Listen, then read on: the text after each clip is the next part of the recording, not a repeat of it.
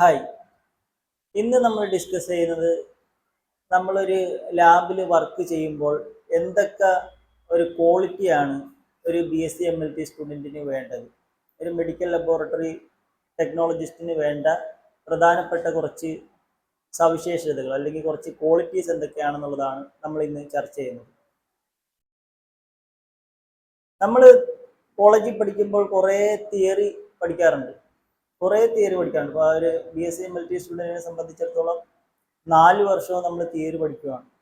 ഓരോ അസുഖങ്ങളും ആ അസുഖങ്ങൾ ഉണ്ടാക്കാൻ ഉള്ള കാരണങ്ങളും അതിനെക്കുറിച്ചുള്ള ഒരു ഡീറ്റെയിൽഡ് ഒരു ഇൻഡെപ്ത് സ്റ്റഡിയാണ് നമ്മൾ BSc MLTയിൽ ചെയ്യുന്നത്. എല്ലാ അസുഖവും ഒരുവിധപ്പെട്ട എല്ലാ അസുഖങ്ങളും ആ അസുഖങ്ങൾ കാരണം ഉണ്ടാകുന്ന ശരീരത്തിൻ്റെ ബോഡി ഫ്ലൂയിഡ്സിൽ ഉണ്ടാകുന്ന മാറ്റങ്ങളും, അത് ബയോകെമിക്കൽ പാരാമീറ്റേഴ്സ് ആണെങ്കിലും ഇമ്മ്യൂണോളജി ആണെങ്കിലും മൈക്രോബയോളജി ആണെങ്കിലും എല്ലാ തരത്തിലുള്ള വ്യത്യാസങ്ങളെക്കുറിച്ചും നമ്മുടെ ശരീരത്തിനകത്ത് വരുന്ന എല്ലാ വ്യത്യാസങ്ങളെക്കുറിച്ചും നമ്മൾ വളരെ ഡീറ്റെയിൽ ആയിട്ട് പഠിച്ച് ആണ് നമ്മൾ പുറത്തേക്ക് ഇറങ്ങുന്നത്. പക്ഷേ ഒരു ലാബിലേക്ക് വരുമ്പോൾ നമുക്ക് അതിൻ്റെ ഒരു റിസൾട്ട് ഇൻ്റർപ്രിട്ടേഷൻ നമുക്ക് പറയാൻ വളരെ ബുദ്ധിമുട്ടാണ്. എങ്ങനെയാണ് ഒരു റിസൾട്ട് നമ്മൾ ഇൻ്റർപ്രറ്റ് ചെയ്യേണ്ടത് എന്നതിനെ കുറിച്ചൊരു ഐഡിയ നമുക്കില്ല. പരീക്ഷയ്ക്ക് വേണ്ടി മാത്രം പഠിക്കുക എന്നുള്ളൊരു ലക്ഷ്യത്തോടു കൂടിയാണ് നമ്മൾ BSc MLT പഠനം ആരംഭിക്കുന്നത്. എല്ലാ വർഷങ്ങളും കൃത്യമായിട്ട് പാസ്സാവുക എന്നുള്ള ഒരൊറ്റ ലക്ഷ്യം. അപ്പം അങ്ങനത്തെ ലക്ഷ്യത്തിൽ പഠിക്കുന്നത് കൊണ്ട് മാത്രമാണ് ഇപ്പോൾ ഒരു ഫ്രേസ് പറയുകയാണെന്നുണ്ടെങ്കിൽ പുട്ട് ഒഴിഞ്ഞ പുട്ടുകുറ്റി പോലത്തുള്ളൊരവസ്ഥയാണ്. അതായത് പരീക്ഷ കഴിയുന്നതോടുകൂടി അവൻ പഠിച്ചു വെച്ച കാര്യങ്ങൾ മുഴുവൻ അവിടെ ഇറക്കി വെക്കുകയാണ്. പഠിച്ചത് പരീക്ഷയ്ക്ക് വേണ്ടി മാത്രം, പരീക്ഷ കഴിയുന്നതോടുകൂടി അവൻ പഠിച്ച കാര്യങ്ങൾ മുഴുവനും അവൻ ഒഴിവാക്കുകയാണ്. അപ്പം അങ്ങനത്തെ ഒരു കൺസെപ്റ്റിൽ പോകുന്നതുകൊണ്ട് എന്തോ സംഭവിക്കുന്നത്, അവനൊരു ലാബ് ടെക്നോളജിസ്റ്റ് ആയിട്ട് വർക്ക് ചെയ്യേണ്ട സാഹചര്യത്തിൽ അവനൊരു റിസൾട്ട് കണ്ടു കഴിഞ്ഞാൽ അതിനെ ഇൻ്റർപ്രറ്റ് ചെയ്യാൻ അവനെ കൊണ്ട് സാധിക്കുന്നില്ല. അപ്പോൾ നമ്മൾ നോർമലി ഇപ്പോൾ നമ്മൾ BSc MLT സ്റ്റുഡൻ്റ് ആണെന്ന് നമ്മുടെ കുടുംബത്തിലുള്ള ആൾക്കാരിൽ അറിഞ്ഞു കഴിഞ്ഞാൽ ഏതെങ്കിലും ഒരു റിസൾട്ട് വന്നു കഴിഞ്ഞാൽ അവരുടനെ തന്നെ നമുക്ക് ഫോർവേഡ് ചെയ്യും. മോനെ ഈ ഒരു റിസൾട്ട് നോക്കിയിട്ട് ഇതിനകത്ത് എന്തെങ്കിലും കുഴപ്പമുണ്ടോ ഇല്ലയോ എന്നൊന്ന് നോക്കി പറയാമോ എന്ന് ചോദിച്ചിട്ടായിരിക്കും നമ്മളെ വിളിക്കുന്നത്. അപ്പോൾ നമ്മൾ നോക്കുന്നത് എങ്ങനെയാണ്, ആ റിസൾട്ടിൻ്റെ കൂട്ടത്തിൽ തന്നെ അതിൻ്റെ റെഫറൻസ് റേഞ്ചും കാണും. നമ്മൾ റെഫറൻസ് റേഞ്ച് നോക്കിയിട്ട് അതിനകത്ത് ഇന്നാണെങ്കിൽ ആ കുഴപ്പമൊന്നുമില്ല, പ്രശ്നങ്ങളൊന്നുമില്ല, വളരെ ആധികാരികമായിട്ട് എല്ലാം അറിയാവുന്ന ആളെപ്പോലെ നമ്മൾ സംസാരിക്കും. അതുകൊണ്ട് ഒരു കാര്യമുണ്ടോ എന്നുള്ളത് ആണ് നമ്മൾ അന്വേഷിക്കേണ്ടത്, അല്ലെങ്കിൽ അതിനെക്കുറിച്ചാണ് നമ്മളൊരു അനാലിസിസ് നടത്തേണ്ടത്. നമ്മളൊരു ഷുഗർ പേഷ്യൻറ്റിൻ്റെ കേസിൽ ഷുഗർ വിത്തിൻ റേഞ്ച് ആണോ അല്ലയോ എന്നുള്ളതിനപ്പുറം ഒരു ഷുഗർ വരാനുള്ള കാരണം എന്താണ്, ഷുഗർ ഇതണക്ക് ഔട്ട് ഓഫ് റേഞ്ച് അല്ലെങ്കിൽ ഹൈ റേഞ്ച് അബ്നോർമൽ റേഞ്ചിലേക്കാണ് പോയിട്ടുള്ളതെങ്കിൽ എങ്ങനെ നമുക്ക് ആ ഷുഗറിനെ കൺട്രോൾ ചെയ്യാം, ലൈഫ് സ്റ്റൈൽ റിലേറ്റഡ് ആയിട്ടുള്ളതാണ്, അല്ലെങ്കിൽ ഇപ്പോൾ ടൈപ്പ് 1 ഡയബറ്റീസും ഉണ്ട്, ടൈപ്പ് 2 ഡയബറ്റീസും ഉണ്ട്. അപ്പോൾ ഈ ഒരു പേഷ്യൻറ്റിന് ടൈപ്പ് 1 ആണോ ടൈപ്പ് 2 ആണോ എന്ന് മനസ്സിലാക്കുകയും അതിനനുസരിച്ച് ആ പേഷ്യൻറ്റിനോട് ഇന്ന കാര്യങ്ങൾ നിങ്ങൾ ശ്രദ്ധിക്കണമെന്ന് പറയുകയൊക്കെ ചെയ്യുക എന്നുള്ള ആ ഒരു ലെവലിലാണ് നമ്മൾ അതിനെക്കുറിച്ചൊക്കെ നമ്മൾ പഠിക്കുന്നതാണ്. പക്ഷേ പ്രാക്ടിക്കൽ ലൈഫിലേക്ക് വരുമ്പം നമുക്കതിനെ അപ്ലൈ ചെയ്യാൻ പറ്റുന്നില്ല.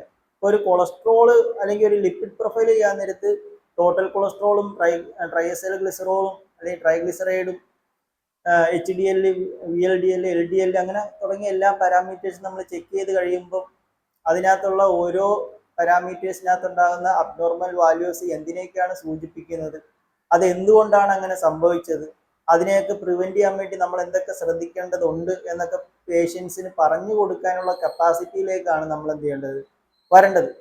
പക്ഷെ ആ രൂപത്തിലേക്കുള്ള ഒരു പഠനം, ആ ഒരു പഠന രീതി അല്ല ഒന്നാമത്തെ കാര്യം. പരീക്ഷയ്ക്ക് വേണ്ടിയുള്ള ഒരു പഠനമാണ് നമ്മൾ ചെയ്യുന്നത്. പക്ഷെ പരീക്ഷയ്ക്കുള്ള പഠനം മാറ്റിവെച്ച് ഇതുപോലുള്ള ഒരു റിസൾട്ട് ഓറിയൻറ്റഡ് ആയിട്ട് അല്ലെങ്കിൽ പ്രാക്ടിക്കൽ ഓറിയൻറ്റഡ് ആയിട്ട് നമുക്ക് പഠനം കൊണ്ടുപോകുക എന്നുള്ളത് മാത്രമാണ് ഒരു BSc MLT സ്റ്റുഡൻറ്റ് ചെയ്യേണ്ടത്. ഇനിയുള്ള ഒരു MLT സ്റ്റുഡൻ്റ് ആണെങ്കിൽ ചെയ്യേണ്ട കാര്യം, അല്ലെങ്കിൽ പുതുതായിട്ട് ജോയിൻ ചെയ്തിട്ടുള്ള സ്റ്റുഡൻസ് ചെയ്യേണ്ട കാര്യം, പ്രാക്ടിക്കൽ ലൈഫിൽ എങ്ങനെ നമ്മൾ ആ ഒരു റിസൾട്ടിനെ ഇൻ്റർപ്രറ്റ് ചെയ്യാൻ കഴിയണം എന്നുള്ളൊരു ക്വാളിറ്റി നമ്മൾ ഉണ്ടാക്കിയെടുക്കുക എന്നുള്ളതാണ് ആദ്യത്തെ ലക്ഷ്യം. അതിനുശേഷം നമ്മൾ ഓരോ പ്രൊസീജിയേഴ്സും, നമ്മളിപ്പോൾ ഒരു ലാബിൽ വർക്ക് ചെയ്യാൻ കയറി കഴിഞ്ഞാൽ ഇങ്ങനെ ഒരു നോളജ് നമുക്കുണ്ടാകണം. അതായത് പ്രാക്ടിക്കൽ ലെവലിൽ അതിനെ ഇന്റർപ്രറ്റ് ചെയ്യാനുള്ള കഴിവ് നമുക്കുണ്ടായിരിക്കണം. അതുകൂടാണ്ട് നമ്മൾ ലാബിൽ അല്ലെങ്കിൽ നമ്മൾ കോളേജിൽ പഠിക്കുന്ന സമയത്ത് കുറേ പ്രൊസീജിയേഴ്സും കാര്യങ്ങളൊക്കെ പഠിക്കുന്നുണ്ട്. ഷുഗർ ടെസ്റ്റ് ചെയ്യാനുള്ള പ്രൊസീജിയർ, കൊളസ്ട്രോൾ ടെസ്റ്റ് ചെയ്യാനുള്ള പ്രൊസീജിയർ, അല്ലെങ്കിൽ അങ്ങനെ തുടങ്ങിയ ഓരോ ബയോകെമിക്കൽ പാരാമീറ്റേഴ്സ് ഐഡന്റിഫൈ ചെയ്യാനുള്ള ടെസ്റ്റും കാര്യങ്ങളും എല്ലാം നമ്മൾ പഠിക്കുന്നുണ്ട്. പക്ഷേ ഇന്നത്തെ കാലഘട്ടത്തിൽ നിലവിലത്തെ സാഹചര്യം അനുസരിച്ചിട്ട് നമ്മുടെ ബയോകെമിസ്ട്രി മെഷീൻസ് എല്ലാം ഫുള്ളി ഓട്ടോമേറ്റഡ് മെഷീൻസ് ആണ്. നമ്മൾ ജസ്റ്റ് സാമ്പിൾ ലോഡ് ചെയ്ത് കൊടുത്താൽ മാത്രം മതി, നമുക്ക് അതിന്റെ റിസൾട്ട് കിട്ടും. സാമ്പിൾ ലോഡിങ് മാത്രമാണ് നമ്മുടെ ഒരു ദൗത്യമായിട്ട് വരുന്നത്. അപ്പൊ ഈ മെഷീൻസ് വരുന്നത് മുഖേന നമുക്ക് കുറേ അഡ്വാൻറ്റേജസ് നമുക്ക് കിട്ടാറുണ്ട്. അതായത് നമ്മുടെ പണി വളരെയധികം കുറച്ച് തരുന്നുണ്ട്. നമ്മൾ മാനുവലായിട്ട് ചെയ്യേണ്ട കാര്യങ്ങളെല്ലാം ഓട്ടോമേറ്റഡ് ആകാൻ നേരത്ത് നമുക്ക് നമ്മുടെ ജോലി അത്രമാത്രം ജോലി ഭാരം കുറഞ്ഞാണ് വരുന്നത്. പക്ഷേ നമ്മുടെ കോളേജിൽ ഇതിനൊക്കെ ചെയ്തു വെച്ച പ്രൊസീജിയർ ഒന്നും കാണാതെ പഠിച്ചു വെക്കേണ്ട ആവശ്യമില്ല. അങ്ങനെയുള്ള ബുദ്ധിമുട്ടുകളെല്ലാം നമുക്ക് കുറഞ്ഞു വരുന്നു.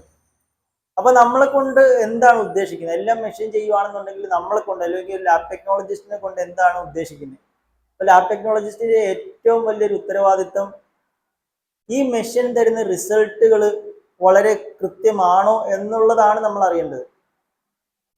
മെഷീൻ തരുന്ന റിസൾട്ട് തെറ്റാണോ ശരിയാണോ എന്ന് മനസ്സിലാക്കാൻ വേണ്ടിയുള്ള ആ ഒരു ക്വാളിറ്റി നമുക്കുണ്ടായിരിക്കണം. ഇപ്പൊ രണ്ടാമത്തെ ക്വാളിറ്റി ഒരു BSc MLT സ്റ്റുഡന്റിനെ സംബന്ധിച്ചിടത്തോളം ഉണ്ടാകേണ്ട രണ്ടാമത്തെ ക്വാളിറ്റിയാണ് എന്ത്? മെഷീൻസ് തരുന്ന റിസൾട്ട് കൃത്യമാണോ അല്ലയോ എന്നറിയാൻ. കാര്യം ഇപ്പോൾ എല്ലാ മെഷീൻസും എല്ലാ പ്രൊസീജിയേഴ്സും ഓട്ടോമേറ്റഡ് ആയിക്കൊണ്ടിരിക്കുകയാണ്. ഒരുവിധപ്പെട്ട എല്ലാ ബയോകെമിസ്ട്രി പാരാമീറ്റേഴ്സും ഇപ്പോൾ ഓട്ടോമേറ്റഡ് ആയി കഴിഞ്ഞിട്ടുണ്ട്. അപ്പൊ ഇങ്ങനെയുള്ള ടെസ്റ്റുകൾ മെഷീൻസ് ചെയ്യുമ്പോൾ മെഷീനകത്ത് എററുകൾ സംഭവിക്കാറുണ്ട്. അപ്പൊ എറർ സംഭവിച്ചിട്ടുള്ള റിസൾട്ട് ആണെന്നുണ്ടെങ്കിൽ അത് പേഷ്യന്റിന്റെ ജീവന് തന്നെ ഭീഷണിയാണ്.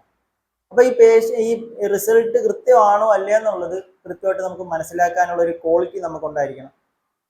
അപ്പൊ ആ ക്വാളിറ്റി ഉണ്ടാകാൻ വേണ്ടി നമ്മൾ എന്തൊക്കെ ശ്രദ്ധിക്കണം? അതായത് മെഷീൻസ് നോക്കും, മെഷീൻസിന്റെ മെയിൻ്റെനൻസ് എങ്ങനെയാണ്, ഏതൊക്കെ രീതിയിലാണ് നമ്മൾ മെഷീനെ മെയിൻറ്റെയിൻ ചെയ്യേണ്ടത്, QC കൊടുക്കണമെന്നുണ്ടെങ്കിൽ എപ്പോഴൊക്കെയാണ് QC കൊടുക്കേണ്ടത്, ഇനി QC കൊടുത്തു കഴിഞ്ഞാൽ തന്നെ അത് ഔട്ട് ഓഫ് റേഞ്ച് വന്നു കഴിഞ്ഞാൽ അല്ലെങ്കിൽ QC എങ്ങനെയാണ് അനാലിസിസ് ചെയ്യുന്നത്, അല്ലെങ്കിൽ LJ ചാർട്ട് എങ്ങനെയാണ് ഇന്റർപ്രറ്റ് ചെയ്യുന്നത്, അതിനകത്ത് വെസ്റ്റിഗാർഡ് റൂൾസ് എന്തൊക്കെയാണ്.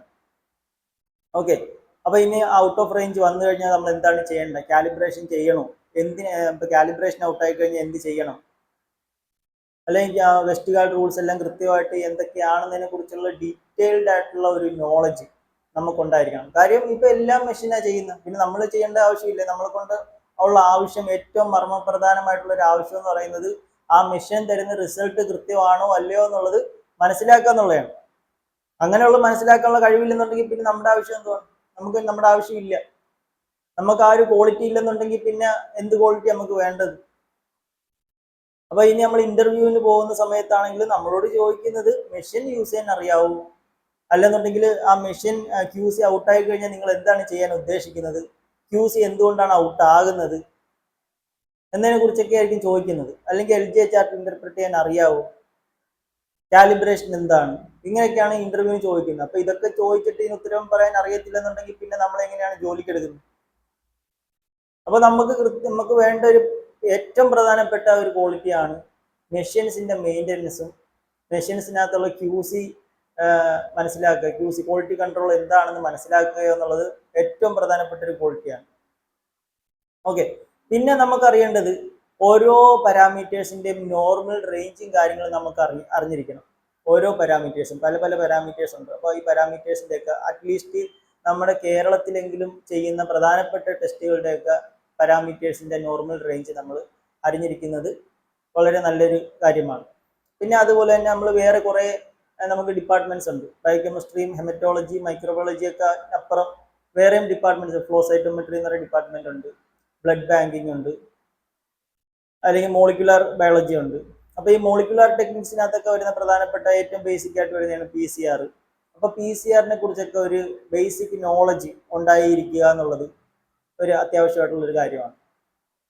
ഓക്കെ, അപ്പൊ അതുപോലെയുള്ള ഡിഫറെന്റ് ഡിപ്പാർട്ട്മെന്റുകളെ കുറിച്ച് ഒരു ബേസിക് ഒരു ഐഡിയ നമ്മൾ നോർമലി നമ്മുടെ കേരളത്തിൽ കാണുന്ന ലാബിനപ്പുറം സ്പെഷ്യലായിട്ട് വരുന്ന ഡിപ്പാർട്ട്മെന്റ്സിനെ കുറിച്ച് ഒരു ബേസിക് ഐഡിയ ഉണ്ടായിരിക്കുന്നത് ഒരു BSc MLT സ്റ്റുഡന്റിനെ സംബന്ധിച്ചിടത്തോളം നല്ലൊരു കാര്യമാണ്.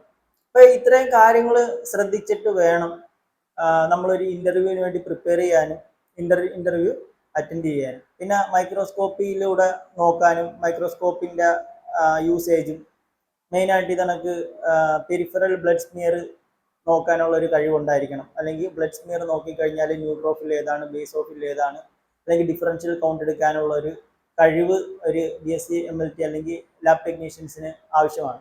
അതേപോലെ തന്നെ യൂറിൻ അനാലിസിസ്, ഇതൊക്കെ ബേസിക് ആയിട്ട് ഏറ്റവും ബേസിക് ആയിട്ട് നമുക്ക് അറിഞ്ഞിരിക്കേണ്ട കാര്യമാണ് യൂറിൻ അനാലിസിസ്. അപ്പോൾ യൂറിൻ അനാലിസിസ് ചെയ്യാൻ നേരത്ത് അതിൻ്റെ മൈക്രോസ്കോപ്പിക്കലി കാണുന്ന അബ്നോർമൽ ആയിട്ടുള്ള സെൽസ് ഏതൊക്കെയാണ്, അല്ലെങ്കിൽ അബ്നോർമൽ ആയിട്ട് കാണുന്ന ഫൈൻഡിങ്സ് ഏതൊക്കെയാണെന്നത് മനസ്സിലാക്കുക എന്നുള്ള ഏറ്റവും ബേസിക് ക്വാളിറ്റി ആയിട്ട് വരുന്നതാണ്. അപ്പോൾ ഈ ബേസിക് ക്വാളിറ്റി ഒന്നും ഇല്ലെന്നുണ്ടെങ്കിൽ നമ്മൾ ഇന്റർവ്യൂയുടെ സമയത്ത് നമ്മൾ ശരിക്കും ബുദ്ധിമുട്ടും. പിന്നെ അതുപോലെ തന്നെ നമ്മൾ അറിഞ്ഞിരിക്കേണ്ട മറ്റൊരു കാര്യമാണ് ലിസ് അല്ലെങ്കിൽ ലബോറട്ടറി ഇൻഫർമേഷൻ സിസ്റ്റം. നമ്മുടെ ലാബിൽ ചെയ്യുന്ന ടെസ്റ്റിൻ്റെ ഒക്കെ റിസൾട്ട് നമ്മൾ കമ്പ്യൂട്ടറിലാണ് എൻ്റർ ചെയ്യുന്നത്. അപ്പോൾ കമ്പ്യൂട്ടറിൽ നമ്മൾ റിസൾട്ട് എൻ്റർ ചെയ്യാൻ വേണ്ടി യൂസ് ചെയ്യുന്ന ഒരു സോഫ്റ്റ്വെയർ ആണ് ലബോറട്ടറി ഇൻഫർമേഷൻ സിസ്റ്റം എന്ന് പറയുന്നത്. അപ്പോൾ നമ്മുടെ ലാബിൽ നമ്മൾ ചെയ്യുന്ന ടെസ്റ്റിൻ്റെ റിസൾട്ട് നമ്മുടെ ഹോസ്പിറ്റലിലുള്ള ഡിഫറെൻറ്റ് ഡിപ്പാർട്ട്മെൻറ്റിലുള്ള പ്രൊഫഷണൽസിന് യൂസ് ചെയ്യാനും ഉള്ളൊരു കമ്മ്യൂണിക്കേഷൻ സിസ്റ്റമാണ് ലിസ് എന്ന് പറയുന്നത്. അതായത് ഹോസ്പിറ്റലിലുള്ള ഡോക്ടറിന് അത് ഇൻ്റർപ്രറ്റ് ചെയ്യാൻ അല്ലെങ്കിൽ നോക്കാൻ പറ്റും, അല്ലെങ്കിൽ വേറെ ഡിപ്പാർട്ട്മെൻറ്റ് മൈക്രോബയോളജിയിലുള്ള ഒരു ലാബ് ടെക്നീഷ്യൻ ആണെങ്കിലും അത് ആക്സസ് ചെയ്യാൻ പറ്റും. അപ്പോൾ അങ്ങനെയുള്ള നമ്മുടെ കമ്മ്യൂണിക്കേഷൻ കുറച്ചുകൂടി പ്രോപ്പർ ആക്കാൻ വേണ്ടിയിട്ടുള്ള ഒരു സിസ്റ്റമാണ് ലബോറട്ടറി ഇൻഫർമേഷൻ സിസ്റ്റം എന്ന് പറയുന്നത്. അപ്പോൾ അതുമായിട്ട് ഫെമിലിയർ ആയിട്ട് ഇരിക്കുക എന്നുള്ളത് നല്ലൊരു ക്വാളിറ്റിയാണ്, അത് ഉപയോഗിക്കാൻ അറിയുക എന്നുള്ളത് നല്ലൊരു ക്വാളിറ്റിയാണ്. അതേപോലെ തന്നെ നമ്മുടെ ലാബിലുണ്ടാകുന്ന ഹസാർഡുകളെ മെയിൻറ്റെയിൻ ചെയ്യാൻ, അല്ലെങ്കിൽ ഹസാർഡുകൾ എങ്ങനെ വന്നു കഴിഞ്ഞാൽ എങ്ങനെ അതിനെ ഫേസ് ചെയ്യാൻ പറ്റും എന്നുള്ളൊരു കപ്പാസിറ്റി ഉണ്ടായിരിക്കണം. നമ്മൾ ബ്ലഡ് ഒക്കെ യൂസ് ചെയ്യുന്ന സമയത്ത് ബ്ലഡ് സ്പില്ലേജ് ഒക്കെ ഉണ്ടായി കഴിഞ്ഞാൽ നമ്മൾ എന്താണ് ചെയ്യേണ്ടത് എന്നതിനെ കുറിച്ചൊക്കെ ഉള്ളൊരു ഐഡിയ. അതേപോലെ തന്നെ ഇലക്ട്രിക്കൽ ഹസാർഡ് വന്നു കഴിഞ്ഞാൽ, ഇലക്ട്രിസിറ്റിയുമായിട്ട് ബന്ധപ്പെട്ടുള്ള ഹസാർഡുകൾ വന്നു കഴിഞ്ഞാൽ നമ്മൾ എന്തൊക്കെ പ്രിപ്പറേഷൻസ് ആണ് എടുക്കേണ്ടത് എന്നതിനെക്കുറിച്ചുള്ള ഒരു നോളജ് ഉണ്ടായിരിക്കുക എന്നുള്ളത് വളരെ പ്രധാനപ്പെട്ട കാര്യമാണ്. അതുപോലെ തന്നെ ട്രബിൾ ഷൂട്ടിങ്, നമ്മുടെ ലാബിൽ ഉണ്ടാകുന്ന പ്രശ്നങ്ങളെ ഹസാർഡ് ആയിക്കോട്ടെ അല്ലെന്നുണ്ടെങ്കിൽ നമുക്ക് നമ്മുടെ റിസൾട്ടിനകത്ത് ഉണ്ടായേക്കുന്ന എറർ കൃത്യമായിട്ട് മനസ്സിലാക്കുകയും ആ എറർ ഇനി വീണ്ടും വരാതിരിക്കാൻ വേണ്ടി നമ്മൾ എന്തൊക്കെയാണ് ശ്രദ്ധിക്കേണ്ടത്, അല്ലെങ്കിൽ എറർ വന്നു കഴിഞ്ഞാൽ അത് എങ്ങനെയാണ് സോൾവ് ചെയ്യേണ്ടത് എന്നതിനെ കുറിച്ചൊക്കെയുള്ള ഒരു കപ്പാസിറ്റി അല്ലെങ്കിൽ അതിനെക്കുറിച്ചുള്ള ഒരു അറിവ്, ഒരു നോളജ് നമുക്ക് ഉണ്ടായിരിക്കുന്നത് വളരെ പ്രധാനപ്പെട്ട കാര്യമാണ്. അപ്പോൾ ഇത്രയും കാര്യങ്ങൾ നമ്മൾ ശ്രദ്ധിച്ചു കഴിഞ്ഞാൽ നമുക്ക് ഇൻ്റർവ്യൂ വളരെ കോൺഫിഡൻ്റ് ആയിട്ട് അറ്റൻഡ് ചെയ്യാനും നമ്മുടെ പേയ്മെൻറ്റ് അല്ലെങ്കിൽ സാലറി അതിനനുസരിച്ച് നമുക്ക് വാങ്ങിയെടുക്കാനും സാധിക്കുന്നതാണ്.